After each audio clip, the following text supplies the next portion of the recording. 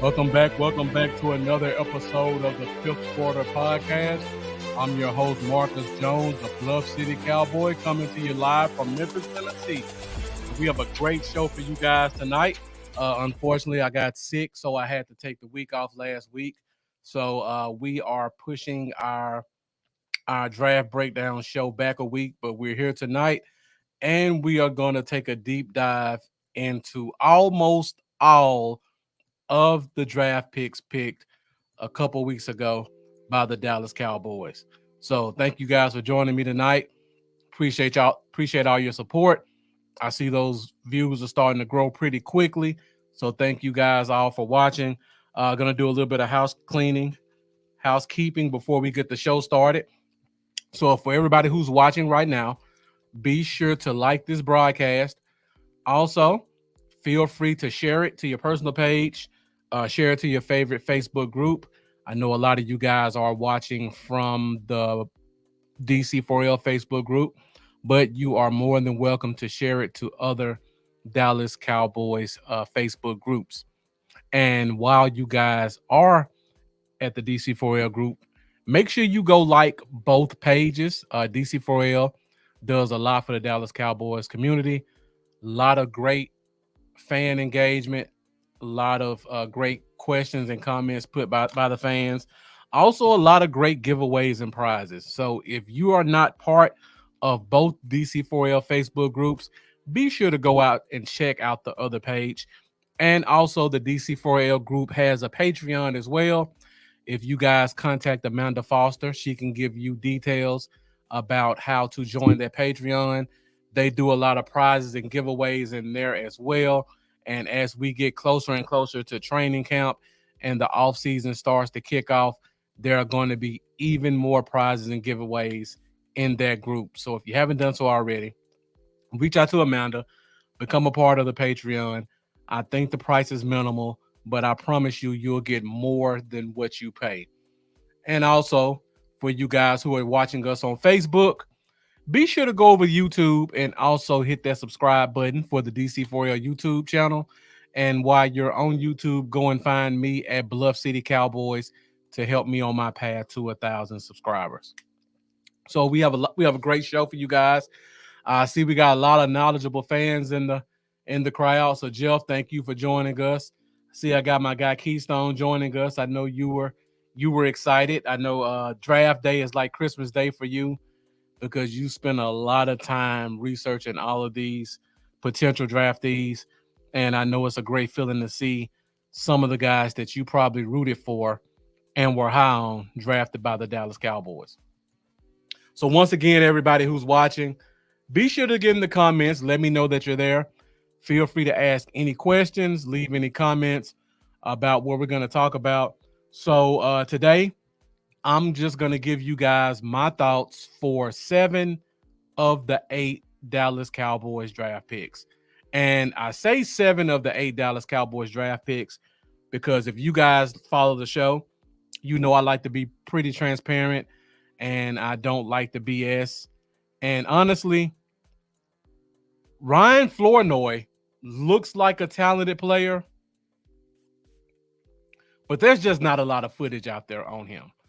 I mean, I could look at highlights and tell you what I think from highlights, but at the end of the day, highlights are exactly what they are. They're giving you the highlights of that player. You cannot get an accurate read on what a player is, what his strengths and weaknesses are by looking at highlights.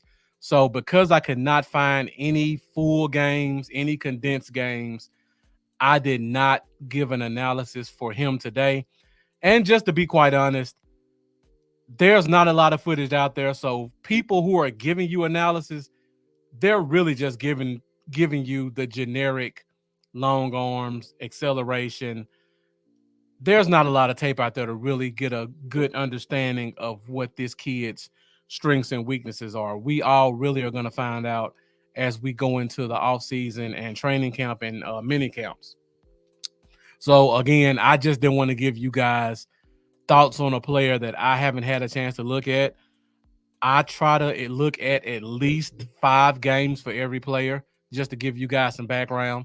I put 3 to 4 of my favorite games on the analysis that I'm about to give you guys. So if you want to go and check them out for yourself, all these games are readily available on YouTube. And also Professor O over at Pick Six Sports made a tweet a couple of weeks ago where he had a Google Drive with some of the games condensed for some of these players. So if you don't want to watch a full game, you can go over there and check that out as well. So I gave you guys a couple games. I'm just going to give you a little bit of my analysis on what I think about a lot of these players. All right, so we got Jocelyn Maldonado. Looks like a new name, so thank you for joining us. Yeah, Jeff, definitely clickbait. A 6th round pick. You really can't say that he's going to make the team, for one. And for two, there's not really a lot out there that can let you know whether or not this guy's good or bad. So I don't want to be the type of guy to blow smoke to you guys because I know there are a lot of knowledgeable fans who watch this show, and I'm not going to give you guys some answer, and you guys know there's not a lot out there. So Keystone hit on 3 guys, Marshawn Nealon, Cooper Beebe, who's been a crowd favorite since he was drafted, and the undrafted free agent Emily Johnson out of Nevada. I'm going to do a breakdown on the undrafted free agents next week, Keystone. So if you have some time, I'd love for you to come back and join us again. But definitely 2 good, solid picks with Nealon and BB. Not as high on Nealon as other people are, but we'll talk about that as the show continues on. I see we got my guy Mendoza in the chat. Mendoza, thank you for joining. As always, Stephen White, thank you for tuning in as well. Got another longtime friend and diehard Cowboys fan, Marlo Dunnigan. Thank you for joining. If you guys recognize the last name, that is Jeffrey's older brother. So definitely appreciate you tuning in to the show. Any other comments? Mendoza says he hit D-Berry on the undrafted free agent list. And Jeff says he likes his intangibles. Got Eric Beasley joining us. So thank you for tuning in also. And everybody who's watching, once again, get in those comments. Give us your questions. Give us your comments. Before we start the show, there has been a little bit of Dallas Cowboys news that's been circulating. So I'll touch bases on that briefly because these are going to be some really good storylines as we go into off season as well as the regular season. Storylines. All right, so the biggest storyline that took place over the past couple of weeks is Zeke Elliott has re-signed with the Dallas Cowboys. Had a lot of people who were upset that we didn't draft a running back in the draft, and it sounds like from the beginning of the draft, the team kind of knew they weren't going to reach for a guy because they had Zeke in their back pocket. So Zeke could come in and at best be a 1B player. And it looks like right now, if there are no trades or free agent signings, he'll be a 1A running back. Personally, I like the signing. I think Zeke is still a good player. He went to New England and he got 1,000 yards from scrimmage, which is a plus. A lot of running backs can't do that. I think if he comes here, he can do the same thing. Again, if you guys followed me from the last show, I'll say the same thing about Zeke as I said about Pollard last year. Zeke is what he is. Zeke is going to give you 800 to 1,000 yards, 200 or 300 yards receiving. That is not a great running back season, but it's a solid running back season. The question is, who's going to be the complementary back with him who can get us 500 to 700 rushing yards? We know what Zeke is. I'm not looking for Zeke to be 5 yards a carry. 3.5 to 4 yards is good for me. Just like Marlo Dunnigan said, he's going to definitely improve our short yardage and our goal line offense. So I think he'll probably have 800 yards, double-digit touchdowns, be a pretty good year. But we have to get that number 2 locked up who's going to solidify that backfield. Because personally, I think we made a lot of improvements in the draft on our offensive line, which we'll talk about in a second. And I feel like our offensive running game is only going to improve because of the guys that we drafted. So looking forward to that. And Lauren Culp, new name, thank you for joining. Another potential signing that's out there is Zay Jones, wide receiver, former Oakland Raider, former Jacksonville Jaguar.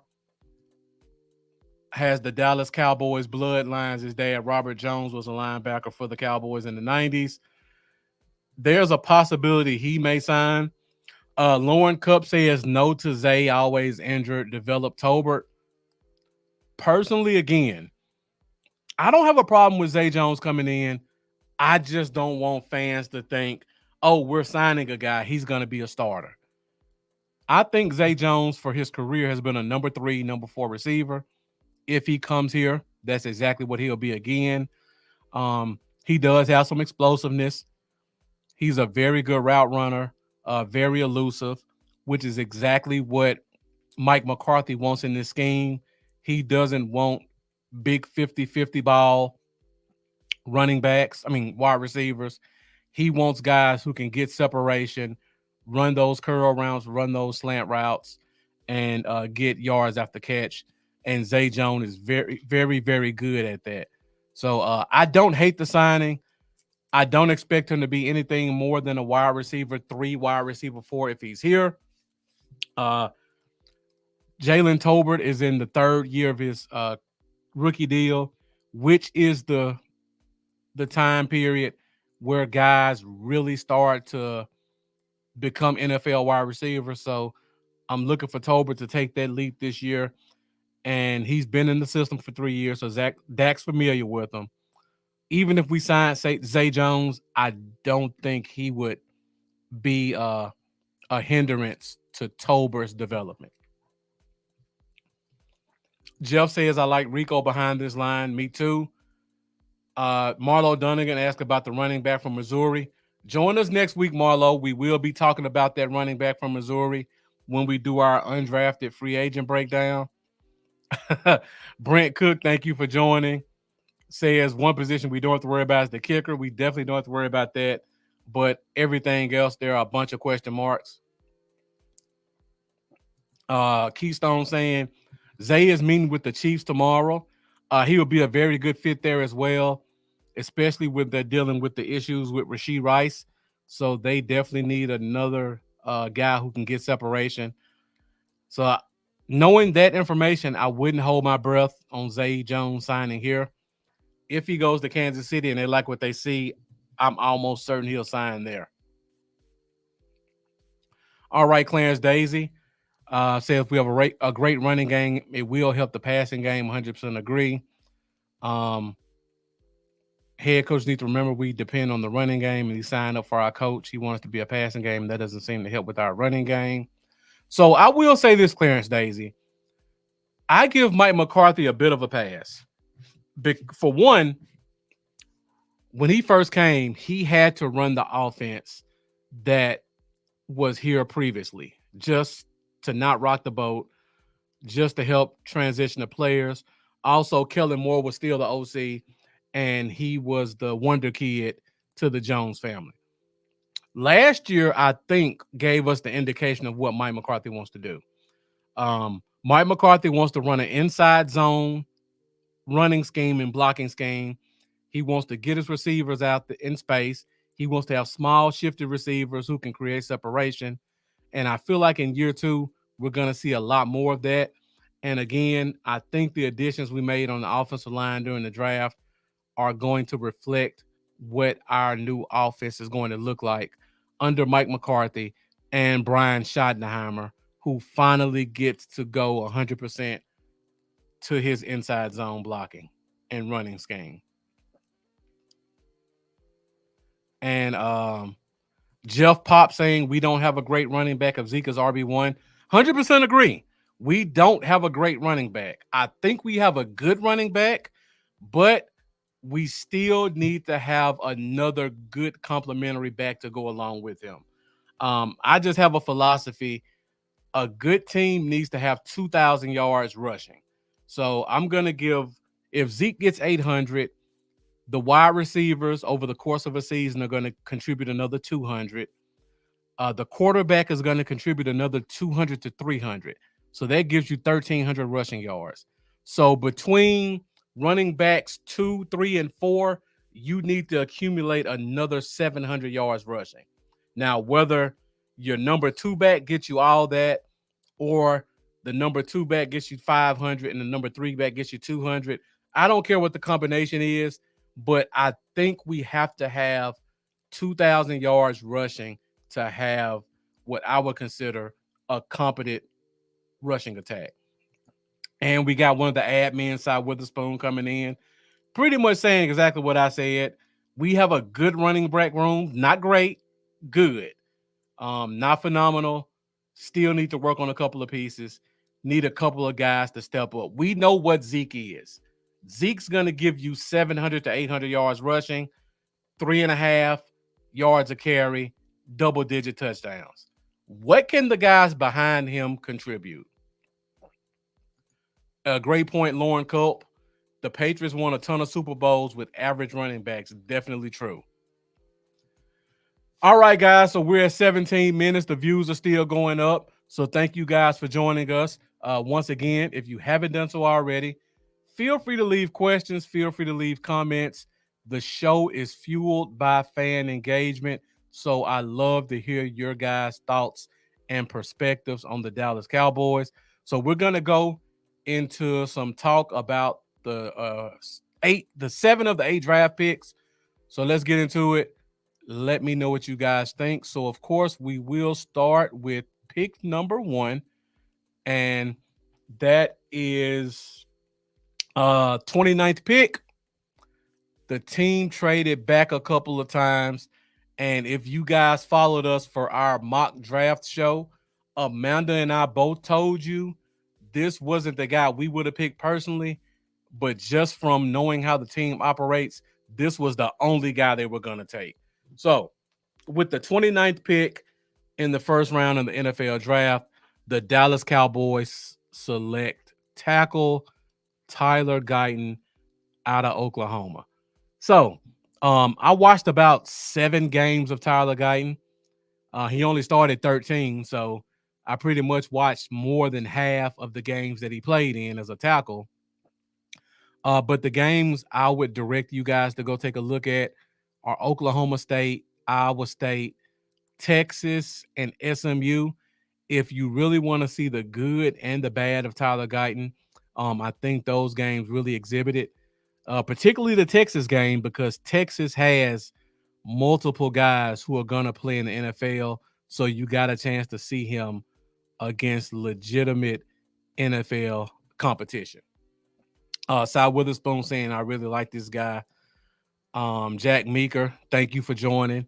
Says he's working on his hands to feet with Duke Manyweather. Was perfect. 100% agree.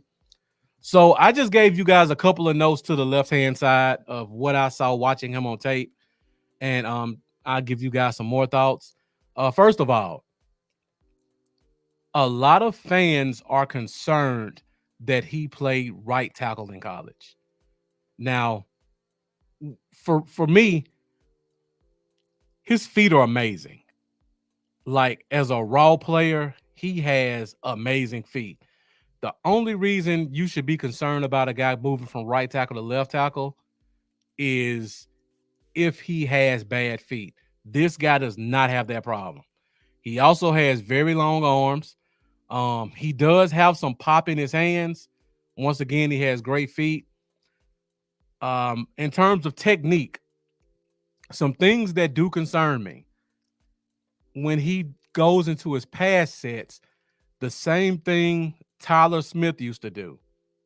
He used to open his arms up too much when he goes into his pass sets. So when you look for a guy at tackle, you want his hands right here in the pocket, and you want to see a punch. He has a tendency to put his hands right here, and then he tries to block. And when he does that, he leaves his chest wide open. As you can see, your hands are supposed to be right here to make sure your chest isn't exposed. But he has a tendency to do this with his hands. And when he blocks outside.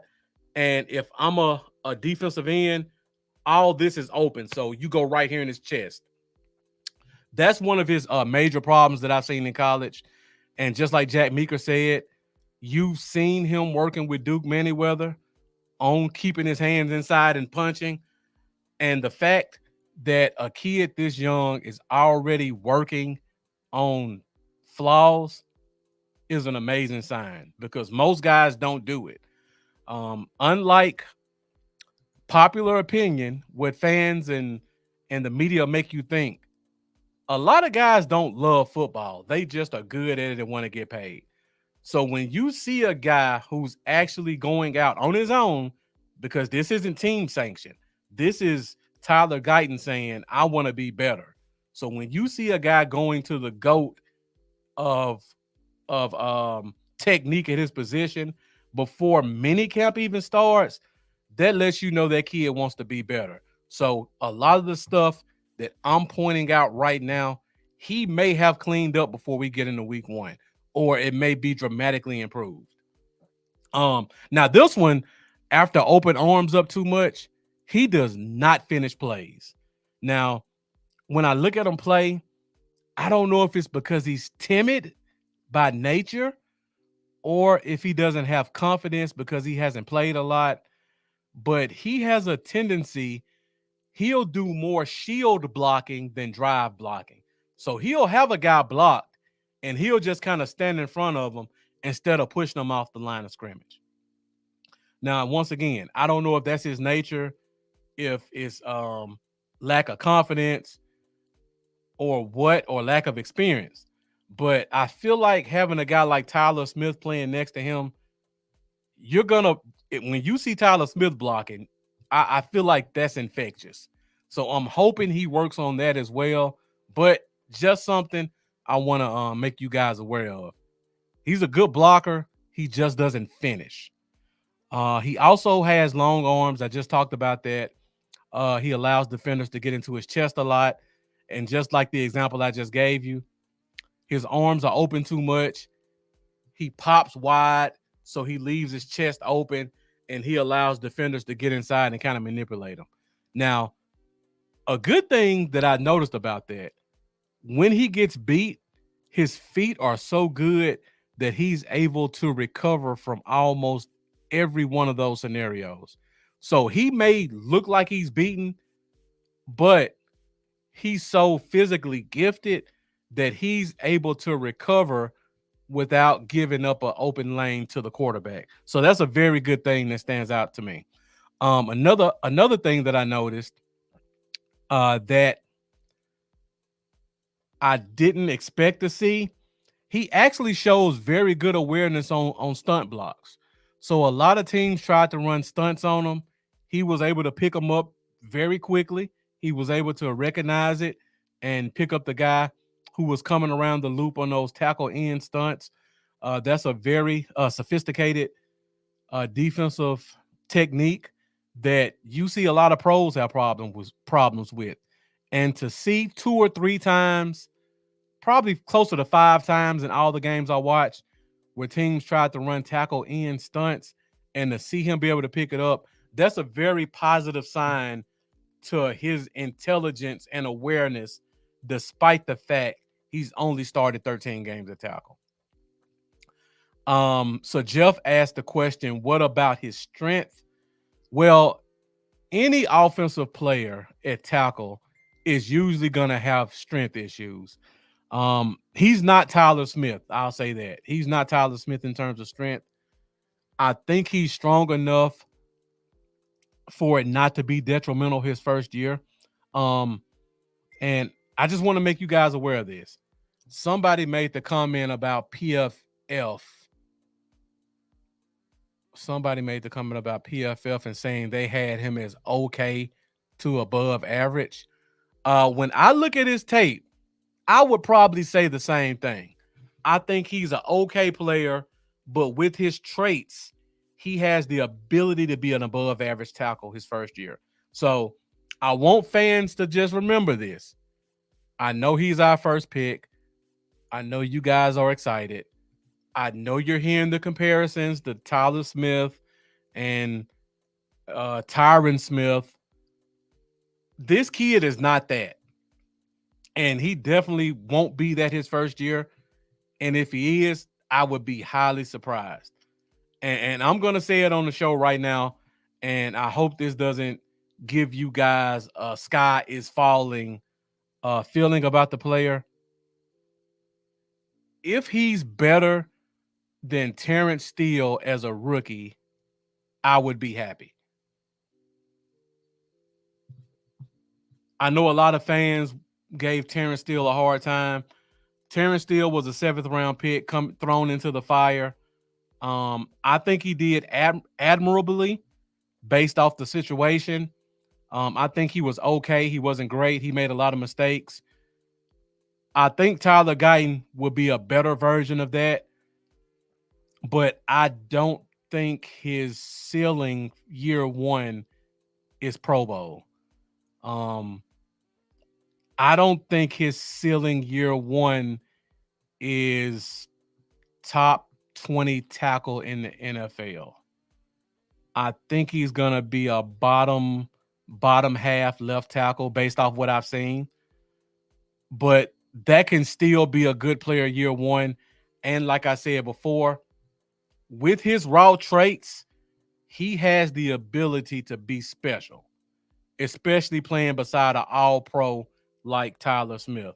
I see Jeff put the question up again. I'm not concerned about strength, Jeff. I think looking at him play, I think he has enough strength for a rookie to come in and be competitive. I think he's going to lose some battles against some freakishly strong guys or some guys with really good leverage who can get under him. But I'm not concerned about him just being bullied in year one. Jack Meeker saying you heard that he leans in a bit too much and needs to work on knee bend. You know, I didn't notice that much either. Despite the fact that he's 6'7", I think he has more than adequate knee bend. I didn't notice the leaning in too much. I did kind of notice him being timid, and I did notice hand placement, but I didn't notice a lot of lean. So I don't know who said that. I would probably have to disagree with it. That's a great point too, Jeff. If he plays all 16 games, that's more than Tyron also. But I think the kid is going to be good his first year.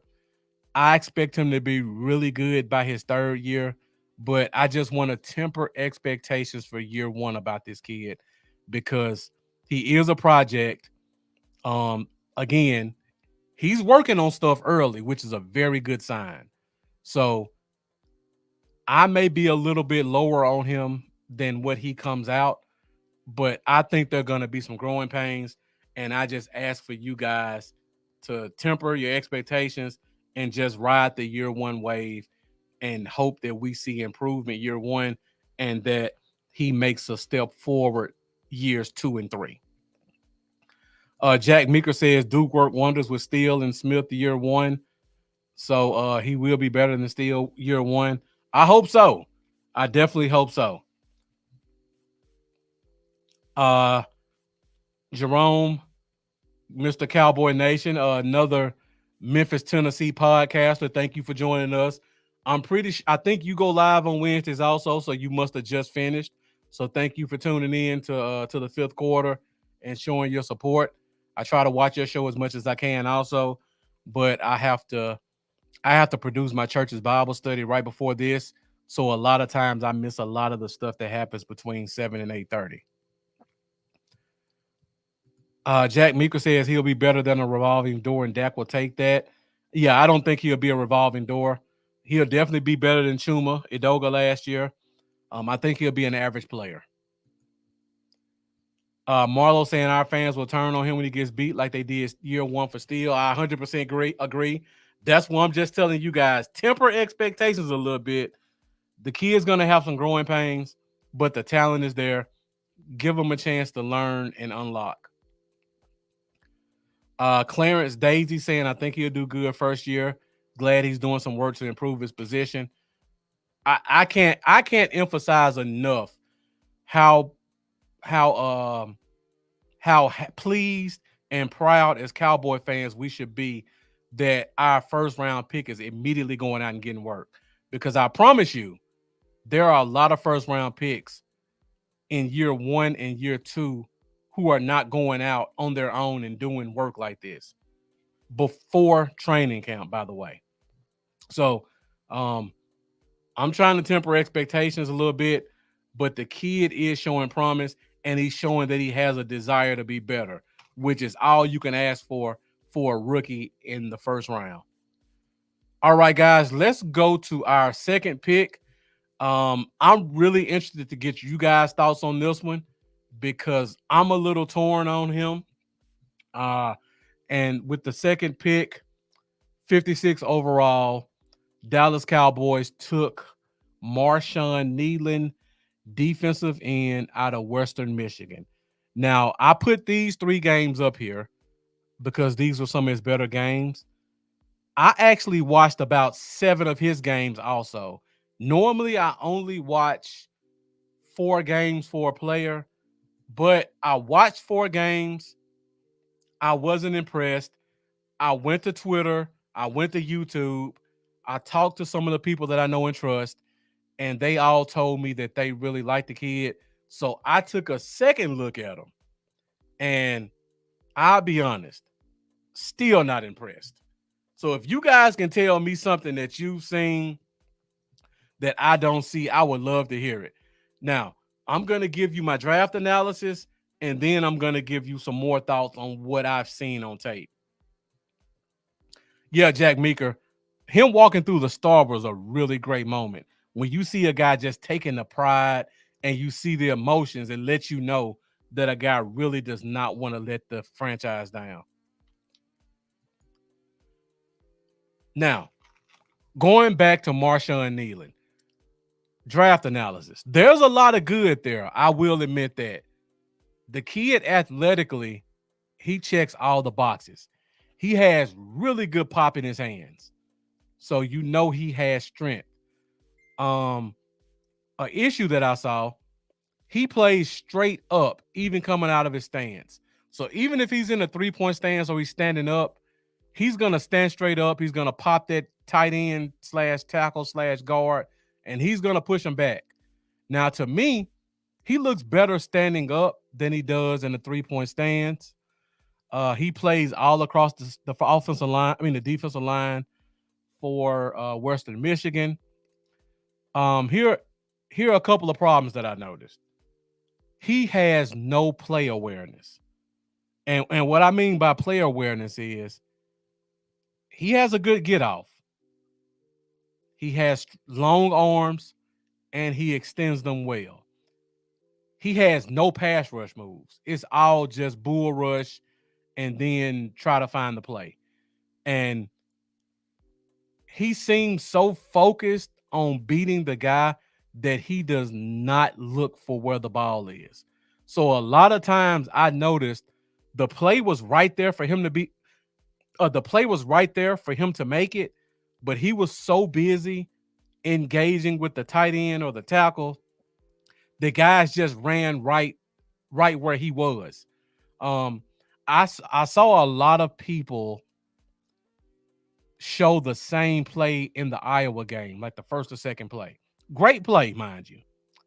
If he can do that 2 times a game, we got an amazing player. I watched 7 games of this kid. That was the only time I saw a play like that. Now, I saw him in the backfield, so I'm not going to take that from him.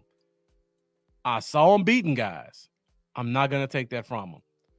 The kid plays with a high motor. Love it. I always love a high motor player. He has no problem chasing the play. So he's a high energy determined player. Love that. Height, weight, speed. Love that.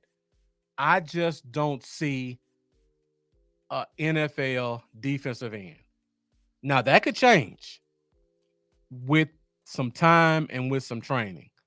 But from what I saw watching him play, I just saw a guy who was bigger and stronger than everybody else, and he was able to bull rush guys backwards. Um, I watched Junior Fajoko. I went back and watched some Junior Fajoko games. And for you guys who follow the old podcast, you know how I feel about Junior Fajoko. Personally, I think Junior Fajoko's college games look much better than this kid's. Junior Fajoko is about 10 pounds heavier. Um, I think he's not as quick, but he has just as good of a takeoff. But he understands the position better, and he has much better awareness. Junior Fajoko does over this kid. I'm hearing D-Law comparisons. Let's put that out there. Let's throw that away. There should not be D-Law comparisons for this kid. D-Law now or D-Law coming out of college. This kid may be stronger than D-Law. The height, weight, speed may be there, but he's not the player D-Law was coming out of college. I kept hearing Khalil Mack comparisons. Now, those are just ridiculous. Jeff brought up clickbait a while back. Those are clickbait posts. This kid is nowhere near Khalil Mack. There are very few players coming out of college who are like Khalil Mack. This kid was nowhere in the stratosphere of where Khalil Mack was coming out as a rookie. I think he's a solid player. I've said to several people, and I don't know if Keystone is still here because you said he was one of your guys, Keystone. I don't think I got a chance to ask you, but if you're here, let me know what it is about this kid that you really like. Because I see the raw traits. I'm not taking that from him. I just don't see a guy who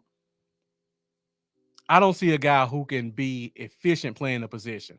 Like the stuff he was doing in college against Central Michigan and Northern Iowa or whoever he was playing, I don't see him doing that against NFL level tackles. Now, Donald Lee Asbury Jr., I agree. I give it 2 to 3 years. I have no problem with that. But I'm hearing people give D-Law and Khalil Mack comparisons. Stop it. No. This kid is going to need 2 years. He may make a couple of plays because he appears to be very strong. His arms are 34 and a half inches. Mendoza, stop. Don't do that. Don't do that, Mendoza. Aiden Hutchinson, no. Hassan Reddick, hell no. And I'm sorry, Amanda, if you're watching. I'll stop talking about this kid because I get upset. This kid does not have the skill level of these players I'm hearing. And just like Jeff said, his competition wasn't even good. Sam Williams was the better player coming out of college than him. And Sam Williams was extremely raw, but he was in the SEC and he was doing his thing. Does he have D-Ware speed? No. He doesn't have D-Ware's first step. I definitely doesn't have that. He's supposed to play the run well. He has the traits to play the run well. I didn't really see him playing the run well. I saw a lot of bull rushing. I saw a lot of him in the backfield. I'll give him that. He was doing that. But I did not see a lot of tackles in the backfield. Now, again, I hope Keystone is here. When I watched him play, I saw Joe Jackson from Miami. I don't know if you guys remember, former 4th round, 5th round pick. I think it was 2018 draft. Joe Jackson. I love Joe Jackson as a player. My guy Jeff can attest to it. He was one of my favorite draft picks. He plays exactly like him. Just bullying guys. Long arms, grown man strength, able to push guys back. Just not making a lot of plays. But because of the way PFF and these guys grade stuff, if you're in the backfield and you're close to the play and they feel you alter the play, even though you didn't make the tackle, they give you a good run grade. I don't always agree with that. Now, again, talent's there. I never want to be right about a player that I say I don't like. Never want to be right because I'm a Cowboy fan and I want us to have the best possible output out there. But I'm going to give you guys my opinion based on what I see. And I'll tell you right now, I don't think he's a good player. I think he has potential. I think at best he's DN4 behind D Law. No, DN5 behind D Law, Micah Parsons, Sam Williams, and I think Chauncey Golston's going to start playing more defensive end this year as well. So I'm putting him at DN4/5. And personally, I think Junior Fehoko looks like a better player than him based off college tape. So I would put Junior Fehoko over him as well, but I'm giving him the benefit of the doubt because he's a second round pick. I think he's DN4 at best. That's just my opinion.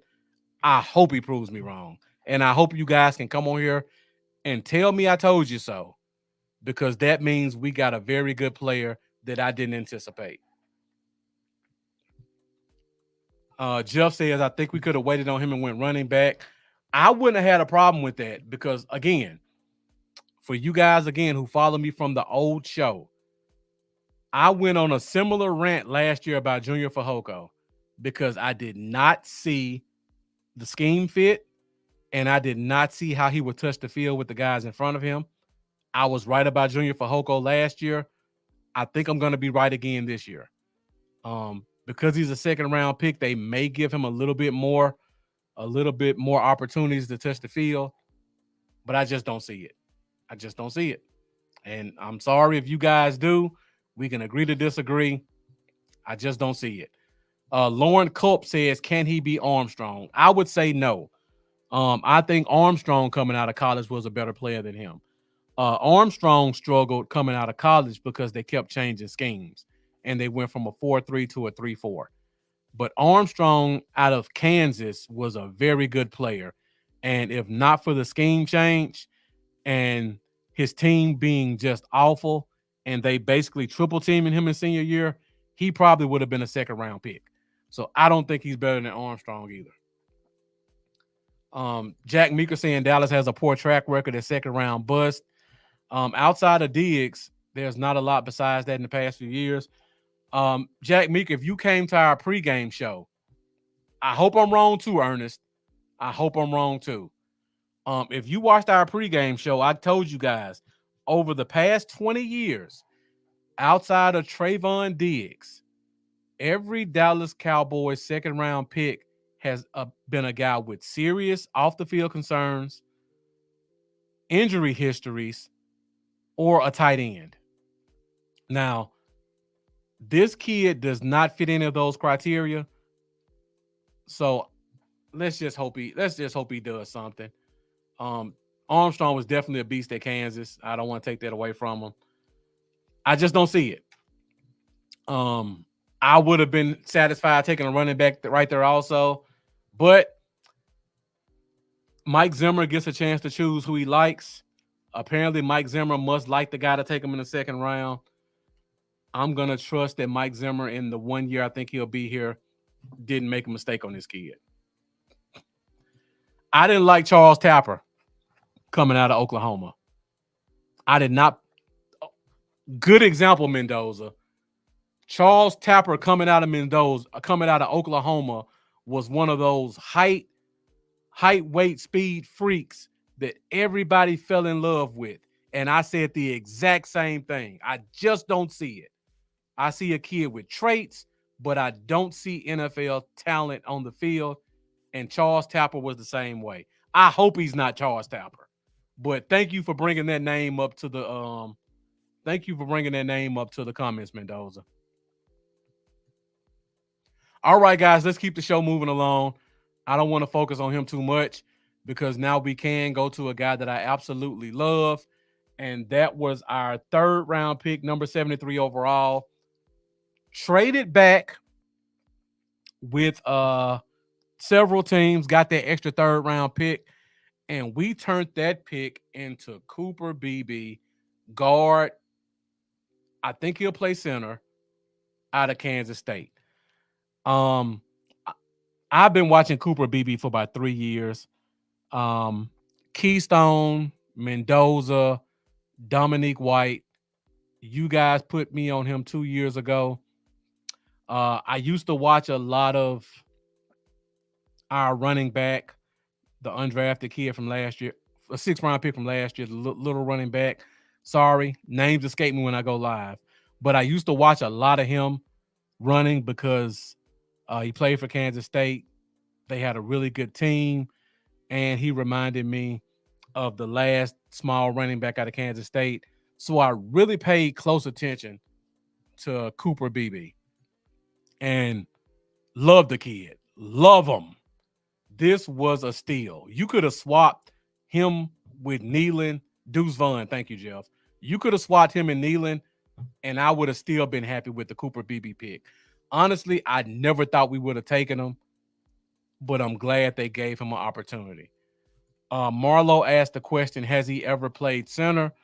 He's never played center in college, but one thing I will say, Cooper Beebe is a smart kid, and he has extremely short arms and a square body. He knew the writing was on the wall, and that when he made it to the NFL, somebody would ask him to move to the center position. So just listening to him talk, it sounds like even though he played guard, that in practice, he was working on taking snaps under center and shotgun. So there's going to be some growing pains, but he has had some experience. And for the people who have doubts, Stephen White, thank you. He practiced center a lot last year. For the people who have doubts, I want you to remember this. Not a lot of college centers take snaps under center. Just think about that. Very few college centers take snaps under center. So the growing pains and the learning curve is not as steep as you would think.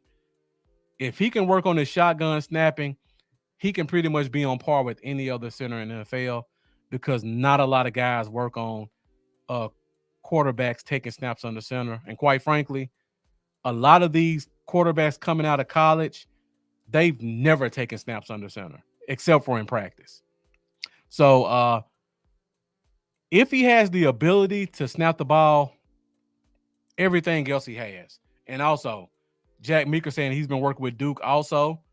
So that's great to hear. Another extremely smart guy who's going to come in, I think, contribute immediately. I'm using one of Dominique's terms, trash can full of dirt. If there's any player that this describes, is Cooper Beebe. Square body, has extremely short arms, probably like 31 inches. Probably too short to play guard in NFL. He's pretty much typecast as a center. Extremely smart football player, so that helps him as a center. Has great knee bend. When I look for a player, when his stance looks like he's taking a dump, I know he has amazing knee bend and a lot of lower body power. Cooper Beebe, his stance looks just like that. He could have some issues at the center position, so he's gonna have to hike it up a little bit to go under center. But I love to see the great knee bend. Because of that, he has a very low center of gravity, so he's able to get underneath bigger guys and explode. Very aggressive mentality. I know you guys have watched the plays. This is the type of guy you don't have to watch a highlight clip to see aggressive plays. You can watch any game, and you're going to see him trying to just demolish a defensive tackle or a linebacker. He takes pride in finishing plays. Love that about him. Another thing that I really like, he remains square throughout his blocks. So even if you see him in the open field, you're going to see him kind of shuffle his feet to make sure his body's square, and then he's going to explode and go right through whoever's in front of him. So definitely a very talented player. I don't want to call him Larry Allen, Jeff, because Larry Allen was a freak athlete. Travis Frederick is a good example.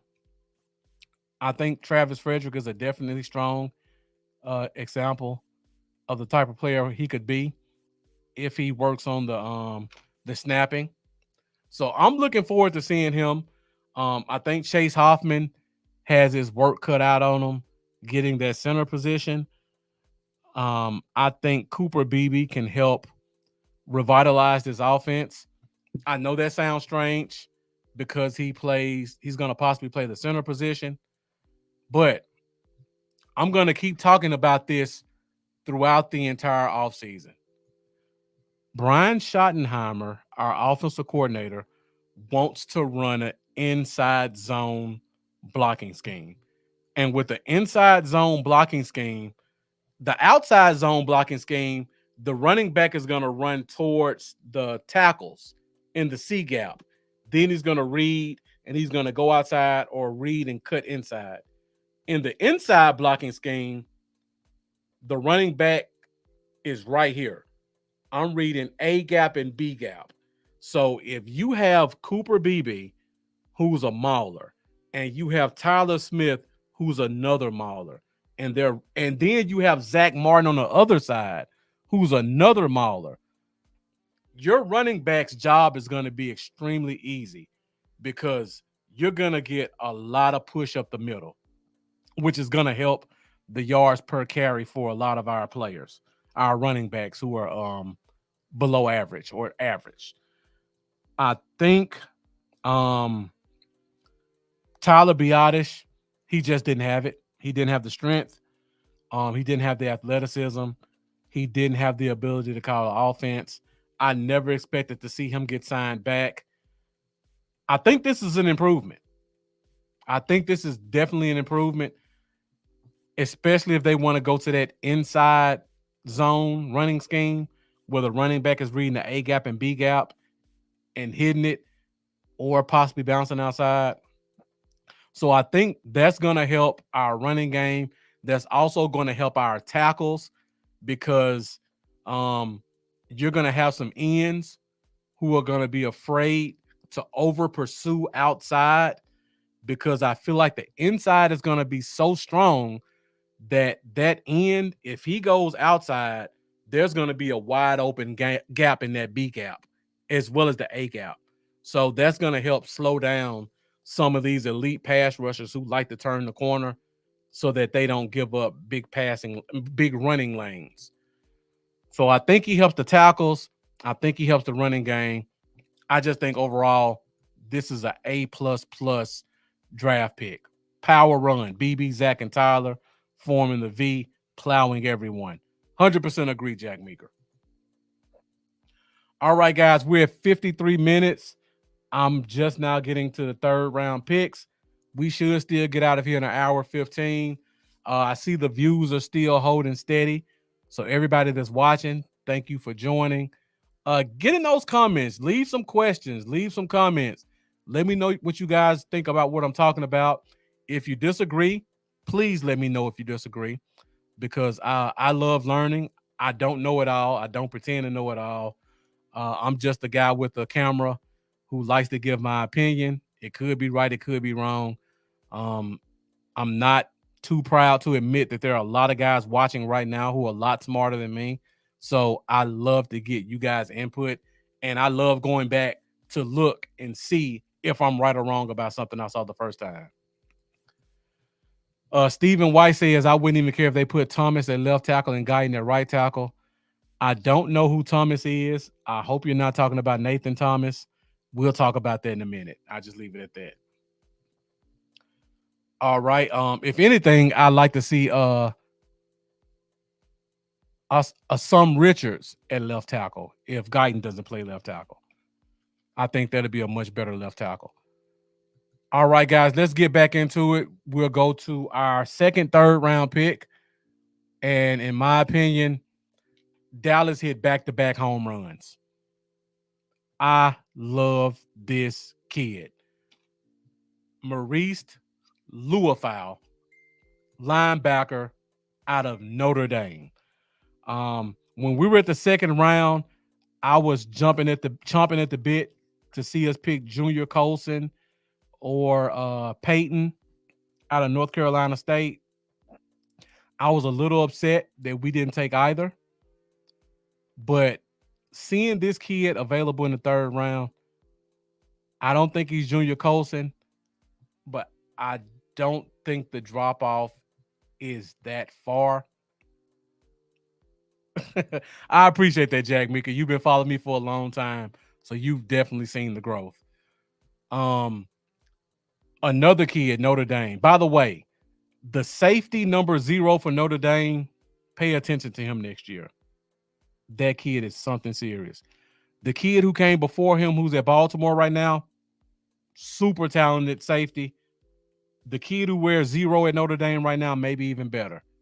So pay attention to him. But he just flashed on tape. Louisville. These top competition, USC, Ohio State, Clemson, showed up in all 3 games. I'll talk about the draft analysis stuff I have for him. Then I got a couple of other nuggets that I want to throw out there about him that I really, really, really like. Stuff that a lot of fans don't talk about. But to me, it makes all the difference in the world. Number 1, plays with intensity. He has that typical Samoan, long hair, fiery, playing like his hair is on fire mentality. He's never seen a pile that he doesn't mind pushing. Could get him in trouble in the NFL, but I like to see the tenacity. Extremely athletic. I checked when I watch him play, he moves like a safety.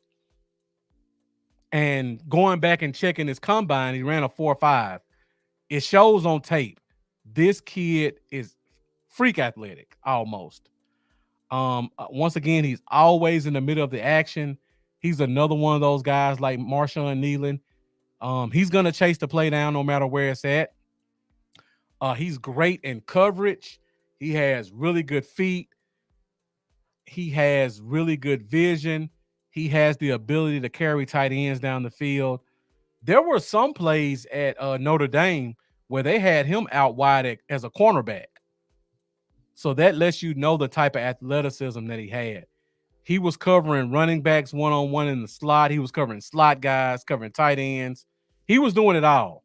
Now, he's also a field general, which is what I love. And you guys who follow this show, you've heard me say since January, my biggest concern about this team is we do not have a guy who can call the defense.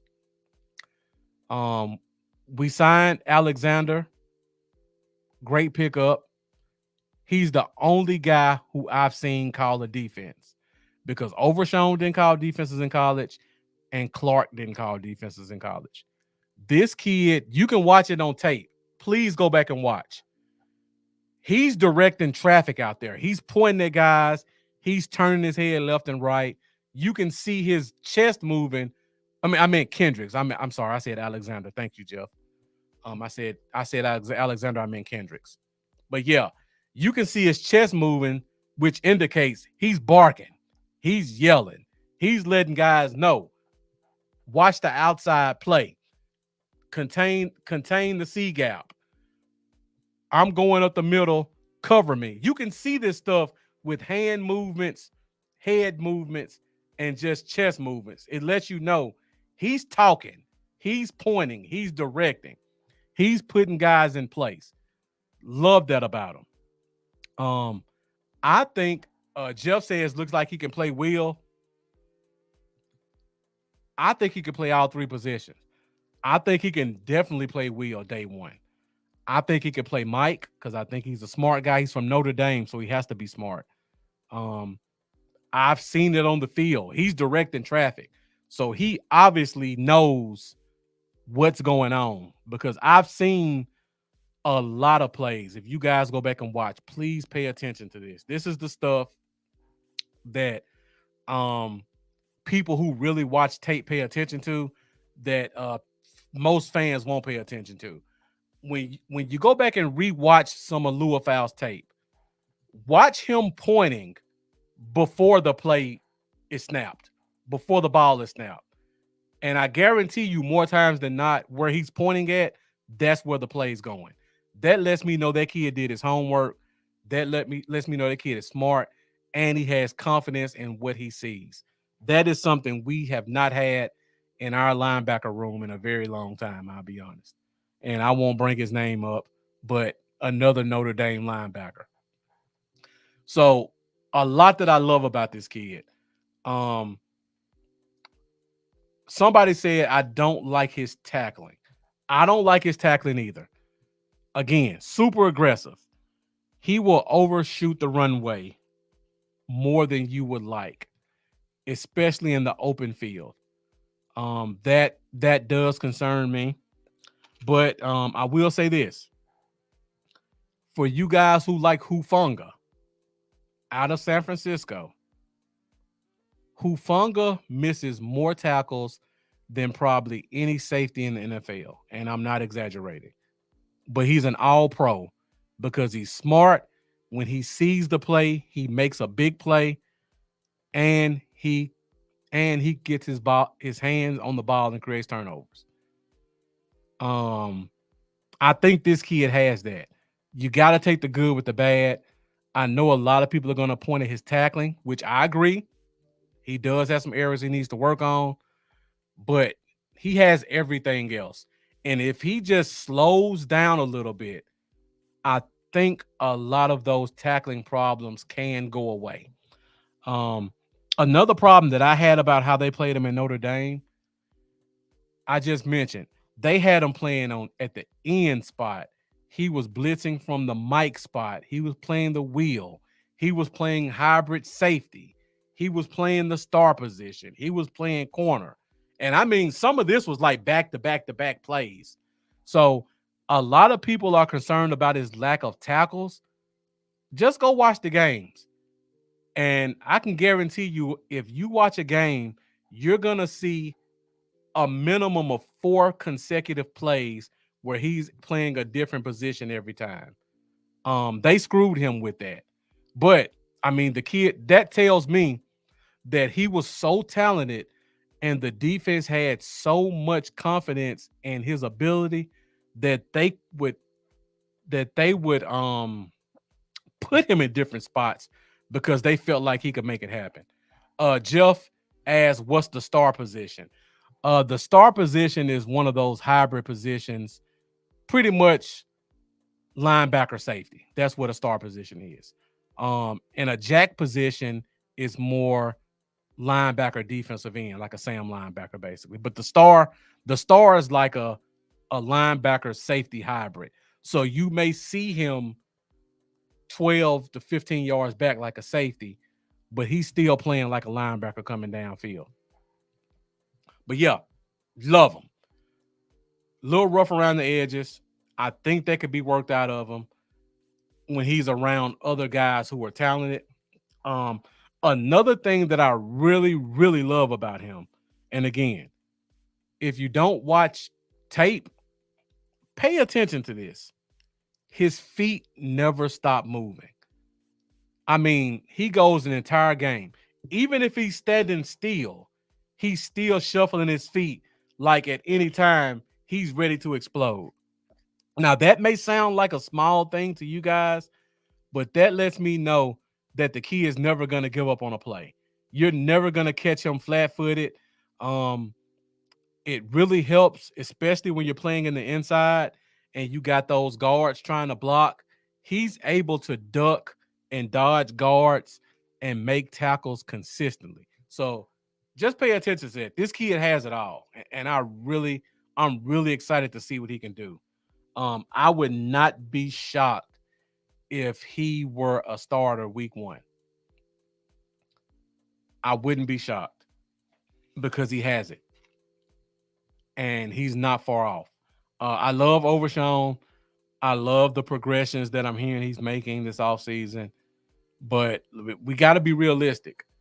Overshown hasn't played a snap of NFL football, and he was drafted to play in a different scheme. This kid was drafted by this defensive coordinator for this scheme. So you got to pay attention to small stuff like that. And Overshown's a great player. I think he'll contribute as well. I think Leofau has it. I really do think he has it, and I think he's going to be a impact guy in his first year. All right, guys, let's get back into our picks. We are going into day 3, and next up, we're going to talk about cornerback out of Wake Forest, Kalen Carson. This is another pick I really liked. And before I talk about him, I'll say this. When we got to this point in the draft, the running back position got depleted in the 4th round. So for me, I would rather have a talented kid like this than whatever running back was available when we picked, because they picked the running back position clean in those picks 100 to 170. By the time we got to 174, there was nothing left. And I think we got a very talented kid. Again, big time player. Go watch these big games. He got it put on him a little bit at Florida State, Mendoza, but he was there. I'll admit he was there. But you see the traits. Jeff says he likes him. Mendoza says this is his favorite pick out of the draft.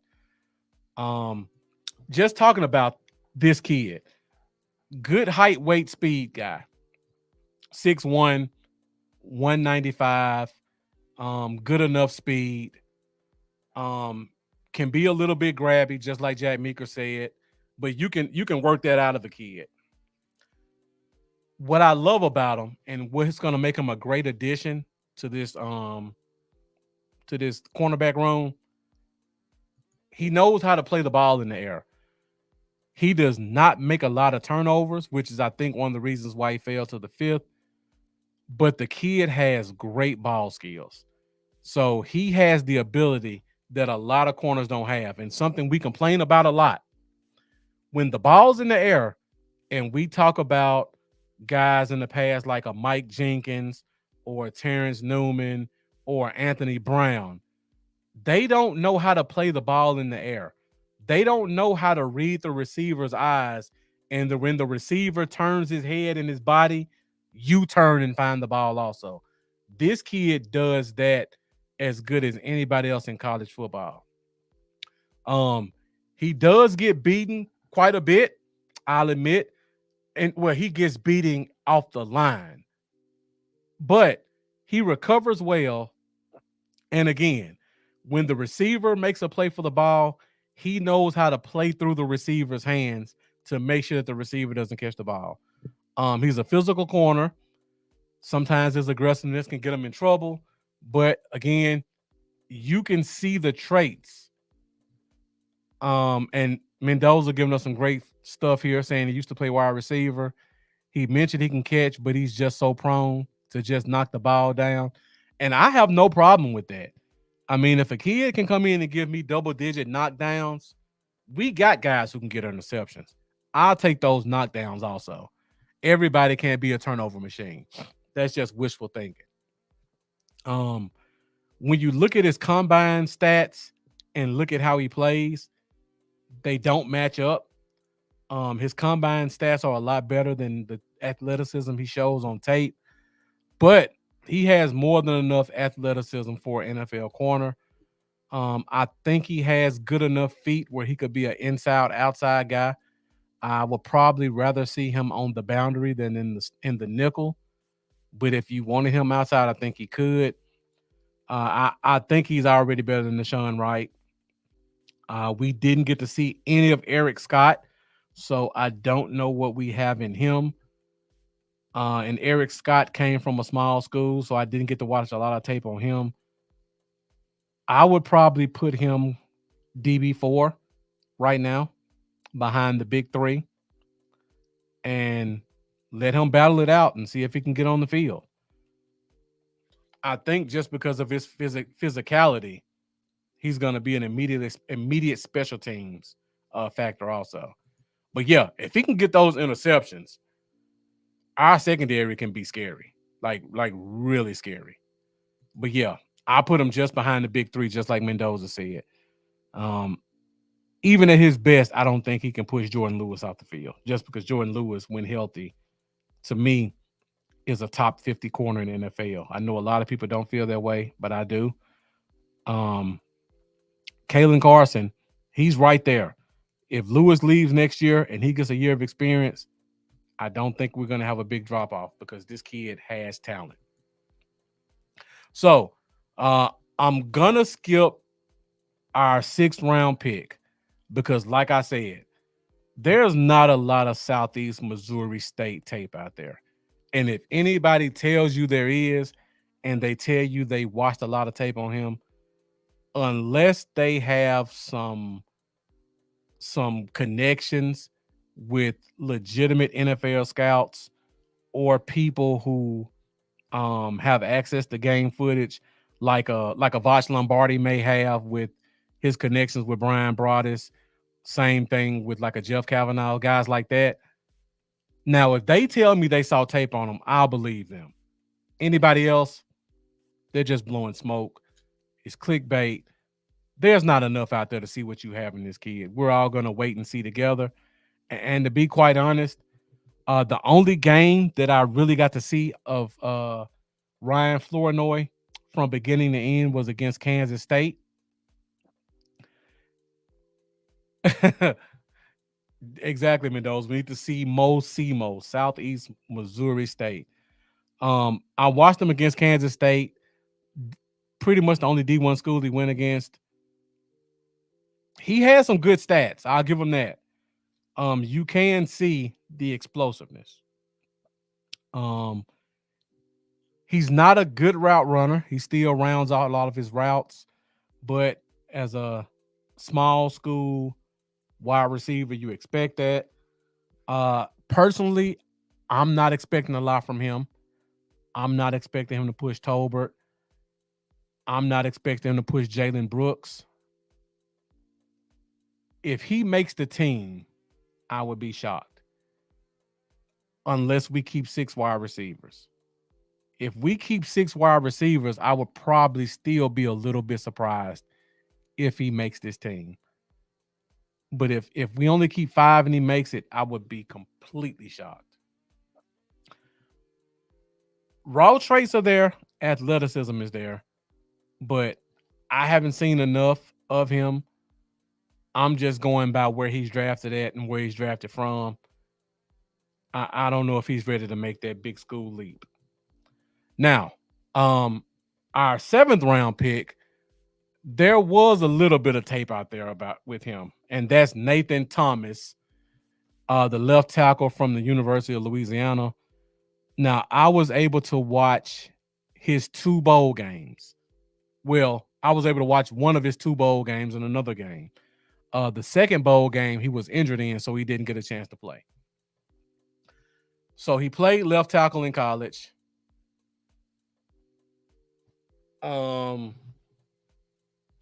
He does have long arms. He does play with power. Again, playing against small schools, Northeast, Iowa Tech, or whatever the name of those schools are. So he was able to show some domination. He doesn't have good footwork. He's kind of just a stand and block type guy. He has balance issues. He doesn't have the best stance. He's kind of a narrow base guy, so his feet are a little closer together than you would like. He pushes more than he blocks. So he almost looks like a sumo wrestler with a narrow base. So his back pedal, push, push, push. Almost like a shove. So he has a lot to work on. A lot. But the raw traits are there. 6'4", 335. He's going to have to go to guard because his feet are not good enough for tackle. There's no way. So he could be another guy that falls into the pipeline 2 or 3 years from now. He could be a capable backup at a guard position. He may surprise me and be good enough to play right tackle if he makes a lot of improvements. But I don't expect a lot. He's a 7th round pick. I know we have what I like to call the shiny new toy syndrome. So we think every guy that we draft is going to be an immediate impact guy, and they're going to push a player who's already on the team. Don't temper expectations. I don't see a lot from this kid. He's going to be with the third team offensive line pretty much throughout training camp, and I doubt he pushes past that. And again, like I said at the beginning of the show with Nealon, I hope I'm wrong because I would rather have a guy to be a great player than for me to say I'm right about him being a bad player. I'm not one of those people who, if a guy turns out to be a good player, I'm going to still bash him because I don't want to look like I was wrong, like a lot of other podcasters do. And I'm not going to come out and if he plays well, I'm going to like, see, I told you so. I'm not going to do that either. I think he has a very slim chance to make the team. Maybe in 2 or 3 years, he'll become something.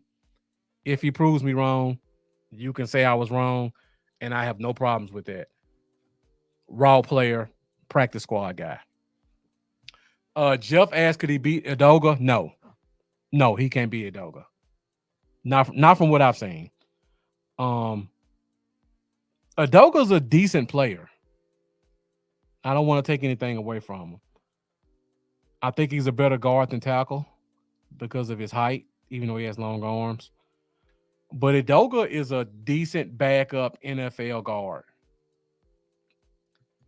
And Jack Meeker looking ahead, already excited about the last pick. Now, the last pick, I've watched quite a bit of tape on. And the last pick in the 7th round was defensive tackle Justin Rogers. Now, we hit some home runs to me with Carson and Leofow. I feel like we hit a home run with Justin Rogers. With Carson, Rogers, and Leofow. Because of that again gives me hope for Nealon. But I love Justin Rogers. Just like Mendoza said, yeah, guard, not tackle. He played for Kentucky. That's where I remember him from. Back in 2021, when this kid was a sophomore, I was scouting Jamin Davis, and I didn't like him coming out as a linebacker. But one thing I did notice was he was never touched. His defensive tackles kept him as clean as any SEC linebacker I'd ever seen. And Justin Rogers was one of those D tackles as a sophomore. So this kid is what we're looking for, in my opinion, in a defensive tackle. I see why he fell to the 7th round, because when he went to Auburn, he was put in this very weird rotation. I don't know if there are any Auburn fans here, but when I watched the games, 99 played more snaps than him. He was a better player. 92 played better snaps than him. 92 for Auburn looked more athletic as a defensive tackle, but he wasn't a better player. He was pretty much in a rotation with 3 defensive tackles, and for some reason, he was the third guy of the rotation. I don't know why he left Kentucky. He probably should have stayed there, in my opinion. But because he did make that decision, we got him as a steal in the 7th round. He has very long arms. Another guy, 34-inch arms. What I love about him, he always keeps a wide base. You're going to hear me say stuff about that about interior guys. When a center, guard, or defensive tackle keeps a wide base, that lets you know that they're really good at anchoring. When he does get a chance to play one-on-one, he has sneaky quickness and athleticism. He has the ability to make some quick shifts to the left or right. He has a nice arm over move, because a lot of these centers, when they play against him, they get a little afraid of his power. So they start to lean a little bit, and he takes advantage of it. He's a definite power creator.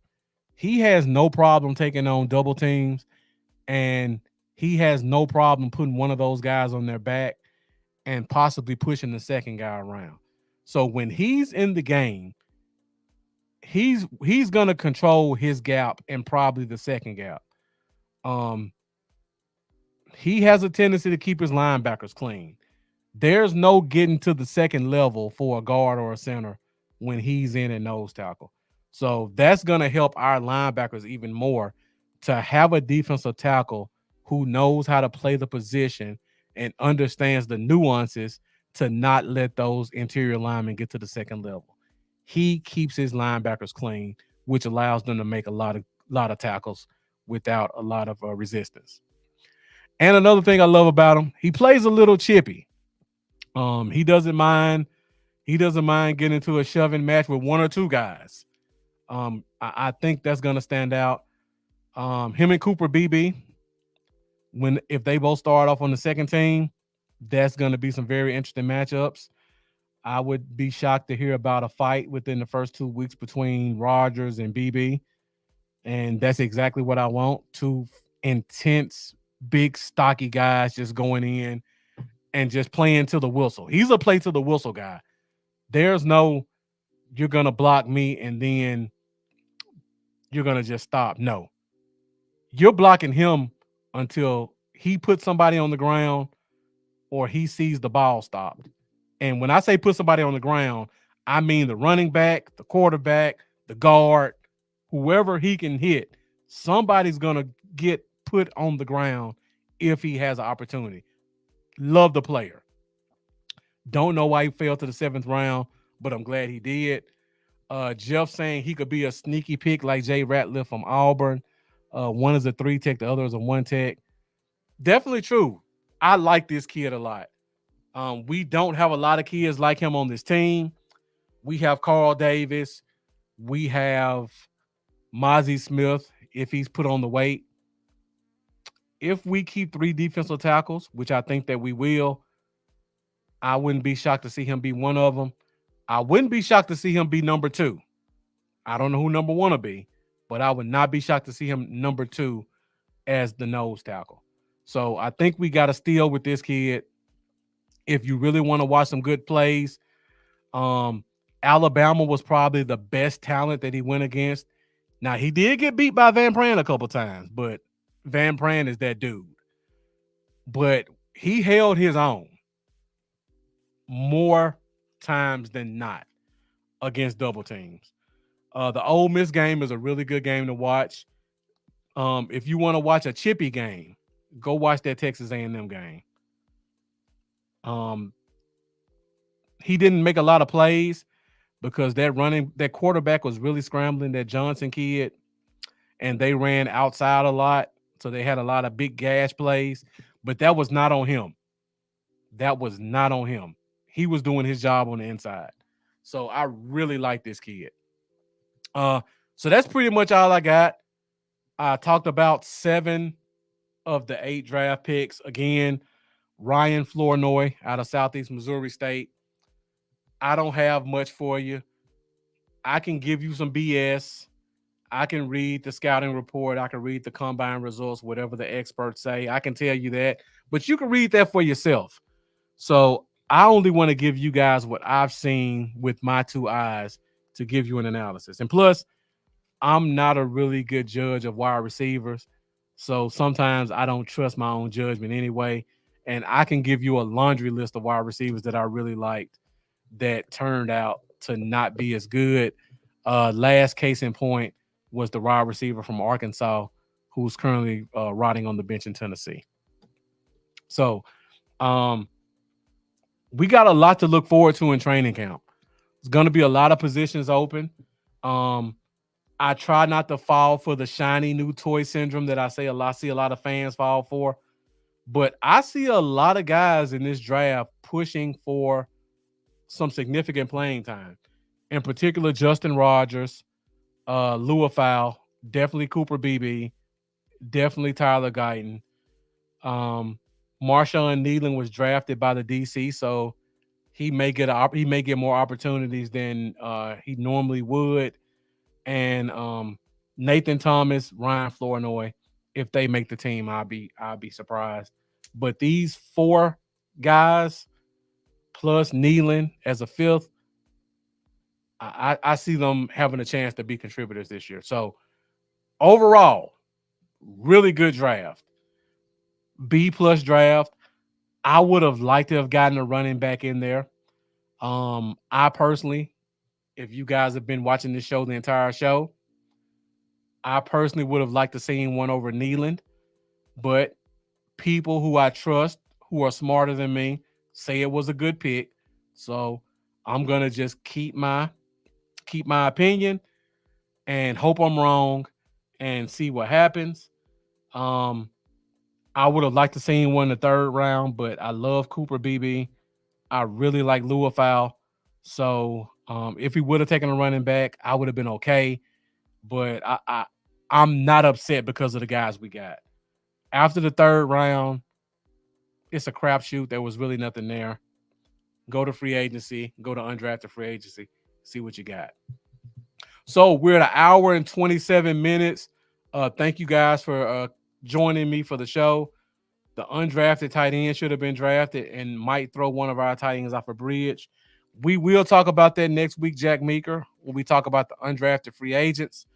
I believe the number is at 20 right now. I don't want to go through all 20 because it took me an hour and 25 minutes to talk about 7 draft picks. If I talk about 20 undrafted free agents, we might be here all night.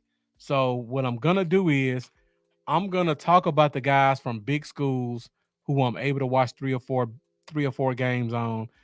This tight end you're talking about to be one of them. The running back from Missouri, I think Marlo asked a question about him. I'll definitely give you my thoughts on him. And then a couple of other guys. I think the D tackle and the linebacker from I can't even think of where he's from, but I'll go back and look. And definitely the guy from Nevada that Keystone brought up earlier in the show. Jeff asking a question before we get out of here. Is there another running back you would like to bring in? So, Jeff, you and I have had these conversations before offline. There are a couple of running backs who I would be making phone calls for to get some trades. I'll give you a few in particular. The running back from Chicago, Khalil Herbert. They drafted a running back this year. They drafted a running back last year. They signed a free agent running back. Khalil Herbert is an explosive running back when healthy. So I would definitely be giving them a call. The New York Jets drafted another running back in the mid rounds. They drafted Izzy. I'm not going to pronounce his last name because I know I'm gonna mess it up. But but but Izzy from the Jets, I would be giving them a call to see if they would like to part with him. I would definitely be giving a call to the Falcons because I think we're going to see a heavy workload of the running back from Texas that they drafted last year. So the running back who's his backup, who had a great year the year before, I would be calling about him. Miami traded up in the third round to draft a running back. So I would be paying attention to Jeff Wilson. I would also be making some phone calls about their starting running back from last year as well, Raheem Mostert. He's up in age. He barely got 1,000 yards last year. So there may be some opportunities to sign him. I would probably call the Niners because they drafted a guy in the fourth round, Terry and Davis Price. They really like. They drafted another guy this year. Their backup, they like him. Maybe they may part with a guy. The Cardinals used a second round pick for a running back.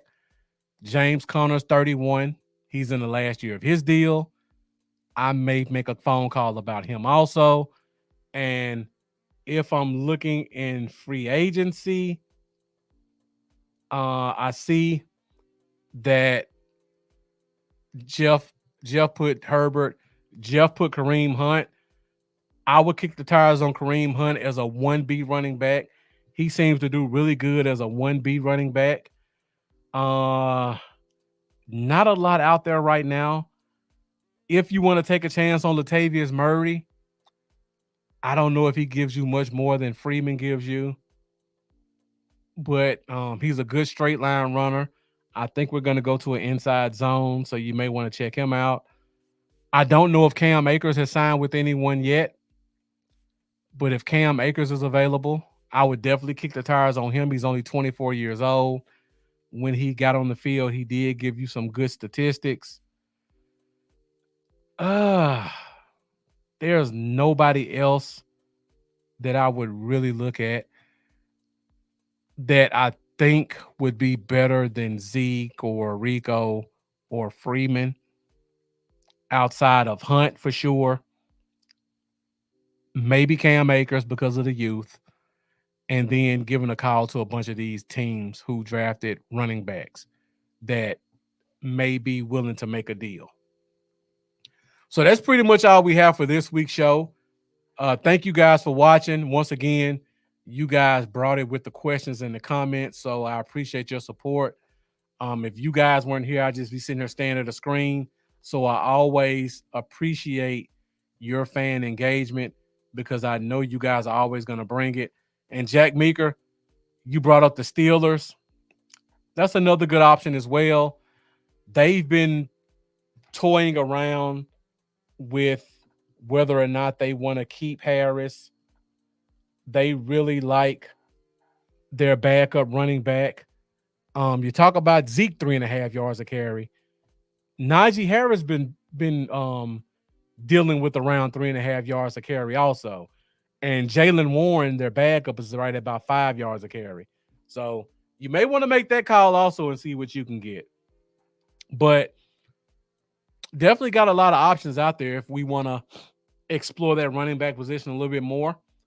We have an undrafted free agent who's intriguing that we signed that we'll talk about next week. So make sure you guys join us next week, 8:30 Central Standard Time, for the next episode of the Fifth Quarter Podcast, where we'll be breaking down some of the top undrafted free agents. I'll start watching the tape tomorrow. I'll make sure I watch at least 4 games. So when I come back next week, I'll give you my thoughts on some of the top guys. And as always, I know a lot of you guys are really going to be bringing it in the comment section, particularly Mendoza. I'm going to be leaning on you. Keystone, I hope you come back next week also because I know you've done your homework on a lot of guys that people haven't heard of. So if you haven't done so already, go hit that like button where you're watching. Also go to YouTube, hit that subscribe button. You can find me at Bluff City Cowboys on YouTube. Help me on my path to get to 1,000 subscribers. Appreciate all you guys' support. Thank you guys for tuning in. I know there are a lot of podcasters out there that you can watch. A lot of them are a lot more knowledgeable. A lot of them have been around a lot longer.